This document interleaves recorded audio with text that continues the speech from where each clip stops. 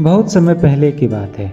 मनकापुर में एक राजा थे जिनका नाम गगनजीत सिंह था। राज्य की सभी प्रजा सुख समृद्धि से अपना जीवन व्यतीत कर रही थी। राजा के मंत्री बहुत बुद्धिमान थे। एक बार राजा ने अपने मंत्री से प्रश्न किया, मंत्री जी, भेड़ों और कुत्तों की पैदा होने की दर में तो कुत्ते भेड़ों से काफ़ी आगे हैं, लेकिन भेड़ों के झुंड देखने में आते हैं और कुत्ते कहीं कहीं एक आधे नजर आते हैं। इसका क्या कारण हो सकता है? मंत्री जी बोले, महाराज, इस प्रश्न का उत्तर आपको कल सुबह मिल जाएगी। राजा के सामने उसी दिन शाम को मंत्री जी ने एक कमरे में 20 कुत्ते बंद करवा दिए और उनके बीच रोटियों से भरी एक टोकरी रखवा दी। दूसरे कमरे में 20 भेड़ों को बंद करवा दी और चारे की एक टोकरी उनके बीच में रखवा दी। दोनों कमरों को बाहर से बंद करवाकर वे दोनों लौट गए। सुबह होने पर मंत्री जी राजा के साथ लेकर वहां आए।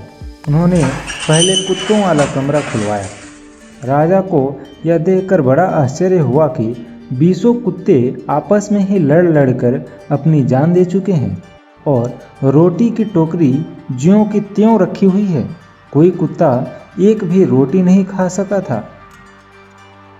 इसके पश्चात मंत्री जी राजा के साथ भेड़ों वाले कमरे में पहुंचे। कमरा खोलने के पश्चात राजा ने देखा कि 20 भेड़ एक दूसरे के गले पर मुंह रखकर बड़े ही आराम से सो रही थी और उनके चारे की टोकरी एकदम खाली थी। मंत्री जी राजा से बोले, महाराज, कुत्ते एक भी रोटी नहीं खा सके तथा आपस में लड़ कर मर गए। उधर भेड़ों ने बड़े ही प्रेम से मिलकर चारा खाया और एक दूसरे के गले लगकर सो गई।